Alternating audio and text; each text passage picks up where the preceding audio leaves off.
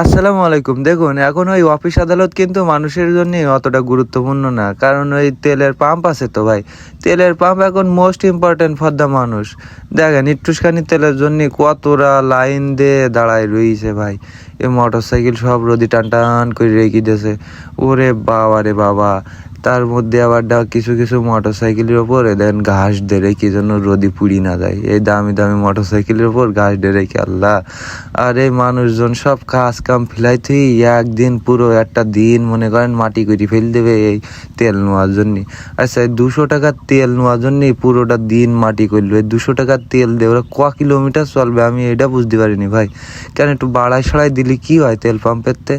আল্লাহ রে আল্লাহ, এই দেখেন সব বসে চাটা খাইতে হবে। আর একটা জিনিস খেয়াল করেছেন ভাই, রাস্তাঘাটে বলে কোনো মোটর সাইকেলের দেখাই মেলে না। এই দেখেন রাস্তাঘাটে করে ফাঁকা, ওই দুগুন একখান ট্রাক বাস টাস এইসব চলাচল করে। আর মোটর সাইকেলও দেখলি দুটো একটা হবি তবি। আর আগে এই মোটর সাইকেলের জন্য রাস্তায় বলো উঠাই যেত না বলো। এই মোটর সাইকেলটা সব কনে দিন সব ওই পেট্রোল পাম্পে, সব ওই তেল নেওয়ার জন্য দাঁড়াই রই। রাস্তাঘাটে আর থাকবে কি করি? আর এদিকে ভাই দেখেন ওই বাড়ি ওর আব্বা দড়ি বেঁধে রেখেছিল মোটর সাইকেলের সাথে, তা সে দড়ি সিঁড়ি চলিয়ে এখন আইসি বিপদে পড়ি গিয়ে তেল ফুরিয়ে গিয়ে আর এক বন্ধু এটা নিতে নিয়ে যাইতি। আল্লাহ রে আল্লাহ, হাসিও লাগে কাজ কাম দেখলি। করিস কি হে? মানুষের কাজের থেকে তেলের যে কতটা প্রয়োজন তাই পেট্রোল পাম্পের সামনে দিয়ে না গেলে আপনি বুঝতে পারবেন না। দেখেন কিনতে ও সে পেট্রোল পাম্প কনে সেই পর্যন্ত এই লাইন। আল্লাহ, তেল পাবেন কখন আমি এইটা বুঝিনি ভাই। আর মানুষজন সব দেখেন ওই হানে হানে সব ছুড়াই গে। আরে তেল নেওয়ার জন্য পেট্রোল পাম্পের সামনে আবার একটা জ্যামও দিকে দেখেন কত বড় একটা জ্যাম বেঁধে গেছে।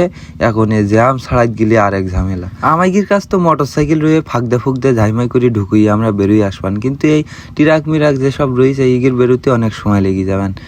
মোটর সাইকেল থাকার একটা হইলো সুবিধা, বুঝতে পারলেন? ফাঁকদে ফুকদে কম নিকনে কি করে ঢুকুই দেবো, ঢুকুই মনে করেন সবার আগে উঠি চলে যাবো। এই হলো সুবিধা।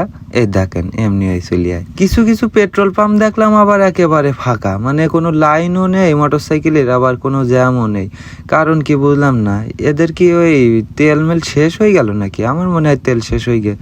যাই হোক, আমি চাই দেশ আবার আগের মতো ঠিক হয়ে যাক, সবাই সুস্থভাবে জীবনযাপন করুক, তেল ঠেল নেই।